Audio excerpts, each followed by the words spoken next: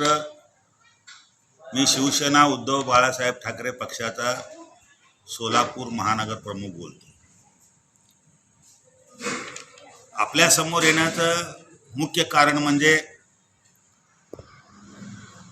सभापती, विधानसभेचे सभापती नार्वेकर यांनी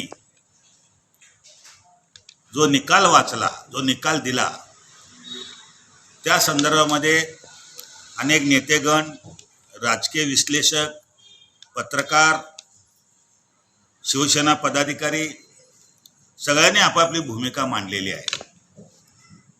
आणि एका चॅनेलमध्ये चूक किंवा बरोबर असा प्रश्न विचारला गेला.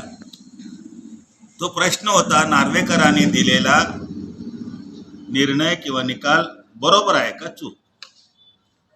त्यामध्ये 18% लोकांनी बरोबर दिलं आणि 82% लोकांनी चुकीचं असं दिलेलं आहे. यावरून समजतं की ते दिलेल्या चुकीच्या आणि बरोबर दिलेल्या लोकांची कितपत त्यांची बुद्धिमत्ता आहे तो विषय वेगळा, पण कायद्याचा अभ्यास आहे का नाही तो विषय वेगळा. परंतु सरळ सरळ दिसून येतो की राहुल नार्वेकरांनी सभापती म्हणजे न्यायाधीशाची भूमिका बजावत त्या ठिकाणी बसलेले आहे. सुरुवातीपासून त्यांचं जी वागणूक होती किंवा जो प्रत्येक वेळेस तो शब्द किंवा एका ठिकाणी सार्वजनिक कार्यक्रमामध्ये बोलताना वगैरे काय वाच्यता करत होते, ते पाहता सगळ्यांना स्पष्ट दिसत होता की या माणसाने न्याय देवतेप्रमाणे न्याय देणार नाही, सभापती वागणार नाही. हे पूर्णपणे भारतीय जनता पक्षाला आणि मिंदे गटाला मॅनेज झालेलं आहे. अशा परिस्थितीमध्ये आता काय, सुप्रीम कोर्टाने त्यांना सोपवल्यामुळं दुसरा पर्याय नव्हता.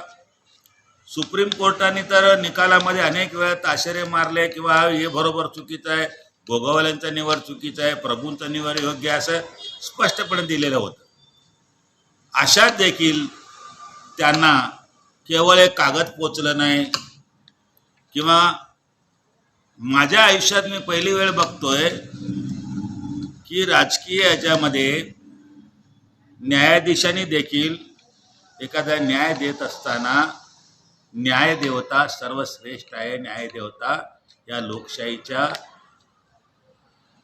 भल्या मोठ्या राज्यामध्ये नाही, लोकशाहीलाच न्यायदेवता हे सर्वश्रेष्ठ आणि वंदनीय आहे. अशा वंदनीय न्यायाधीश पदाला काळिमा फासण्याचा प्रयत्न या नार्वेकरांनी केला. इतकं करून न थांबता आता न्याय मिळाला न मिळाला, पक्षकार किंवा जो न्याय मिळत नाही तो बाधित होऊन वरच्या कोर्टात जातो किंवा बाधित होऊन लोकांना सांगतो की मी कशा प्रकारे मला अन्याय झाला, हे सांगण्याचा प्रयत्न शिवसेना उद्धव बाळासाहेब ठाकरे पक्षाच्या वतीने महामुलाखतीच्या नावानं एक जाहीर कार्यक्रम घेतला. राजकीय पक्षात तेच काम आहे, जिथं जिथं अन्याय होतो ते लोकांसमोर मांडणं, जिथे जिथं चांगलं काम होतं ते लोकांसमोर मांडणं सत्ताधाऱ्यांचं काम आहे.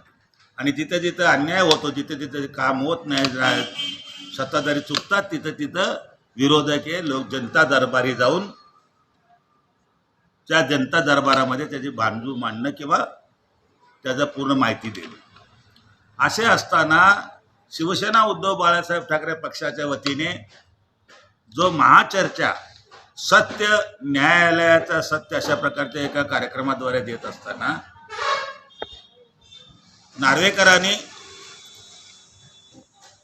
कुठल्याही भूमिका न बजवता, कुठं न सांगता किंवा अशा प्रकारचं कुठल्याही प्रकारचं जाहीर कार्यक्रम न घेता त्यांनी शांत बसणे उत्तम ठरला असता. मी असं म्हणत नाही की एका पक्षाचा मी कार्यकर्ता आहे, प्रमुख पदाधिकारी आहे, असं यासाठी म्हणत नाही, पण न्यायदेवतेवर पूर्ण विश्वास आहे. न्यायदेवतेने जो निर्णय दिला आपण पाहत आहोत की ज्यावेळेस निकाल लागण्यामध्ये वेळ लागत होता, जनतेमध्ये आम्ही फिरत असताना लोक नागरिक म्हणत होते, यांच्याकडून तुम्ही काय अपेक्षा करता? निवडणुका एकदा येऊ द्या, निवडणुका एकदा येऊ द्या, या जनता दरबारामध्ये तरी दाखवणार अशा प्रकारच्या सर्वसामान्य माणसापासून महिला, स्त्रिया, युवक, युवती, जे 18 वर्ष पूर्ण झालेले मतदानाला अधिकार असलेले लोक ते म्हणत होते, कामगार, गरीब, कोणी असं म्हणत होतं की या माणसाकडून तुम्ही अपेक्षा काय करता? तुम्ही आता निवडणुकीला लागा. ते सत्य झालेलं आहे. नार्वेकरांनी निदान या न्यायाधीशाच्या पदाला, या सभापती पदाला मान राखण्यासाठी शांत राहणे पसंत केलं असतं तर योग्य ठरलं असतं. पण हा माणूस भारतीय जनता पक्षाचा असल्या कारणाने तो सभापती म्हणून एका बाजूने किंवा दुसऱ्या बाजू न राहता मध्यस्थीची भूमिका जे न्यायाधीशाची भूमिका बजावतं अशा प्रकारचं राहिलं असतं, त्यांचा मान राहिला असता आणि ते न्यायाचा मान राहिला असता. झाल्या चुका, तुम्ही कसं दिलं सगळ्यांना माहिती आहे. परत उघडं येऊन मी असं दिलं, मी तसं दिलं, मी असं दिलं. अरे तुम्हाला दिसत आहात की त्या उद्धव साहेबांना कार्याध्यक्ष, पक्षाध्यक्ष केल्यानंतर त्या कार्यक्रमात तुम्ही होता, हे त्यांनी आमच्या शिवसेनेच्या लोकांनी तुम्हाला व्हिडिओसहित सगळं व्हायरल केलेलं आहे. प्रसिद्धी माध्यमातून दिसत आहे, पेपरमध्ये दिसत आहे. अशा परिस्थितीमध्ये तुम्ही कितीही खोदा, झाकण्याचा प्रयत्न करा, विस्तू आणि सत्य कधी झाकत नाही. विस्तू आणि सत्य कधी झाकत नाही. आणि जो झाकण्याचा प्रयत्न करतो तो या जगामध्ये कुठल्याही पात्रतेचं राहत नाही, असं सिद्धांत आतापर्यंत झालेलं आहे. म्हणून म्हणले सत्यमेव जयते. महात्मा गांधींनी म्हणलं, अनेक संतांनी म्हणले, महात्मा गांधींनी सांगितलं, अनेक संत महंतांनी सांगितलं की सत्यमेव जयते. सत्य आतापर्यंत कधीही पराजित झालेलं नाही. आपण म्हणतो की ज्या वेळेला न्याय देवतेमध्ये देर है पण अंधेर नाही, अशा प्रकारे एक दिवस उजाडणार आहे. त्यावेळेला हे ऐऱ्या गैऱ्या, हे सभापती, हे प्रधानमंत्री, जे कोण कोण आता हे जे म्हणजे मंत्रिमंडळ म्हणून हे करतात, मंत्रीपद जातं म्हणून परत दुसऱ्याला जवळ, अजित पवारसारखे माणसं जवळ केले. एकूण सत्ता पाहिजे, काय बी होऊ द्या, सत्ताच पाहिजे, अशा प्रकारची भूमिका बजावणाऱ्या भाजपाच्या दावणीला बांधून जाऊन तुम्ही हे कृत्य करत आहेत. आम्हाला न्याय देण्याबद्दल वाद नाही, तुम्ही सांगितल्याबद्दल, निकाल दिल्याबद्दल वाद नाही, का तुमच्या निकालाविरुद्ध आम्ही सुप्रीम कोर्टात गेलेलेच आहोत. मग परत लोकांमध्ये येणं हे योग्य बरं दिसत नाही. म्हणून म्हणतो सभापती जनता दरबारी, सभापती जनता दरबारी. लोक म्हणतात असं कसं कारभारी, असा समस्या सर्वसामान्य लोकांमध्ये उपस्थित होत आहेत. आता तरी शाने व्हा आणि आता तरी सत्यवान वागा. आता तरी सभापती म्हणून जो मान आहे तो राखून घ्या.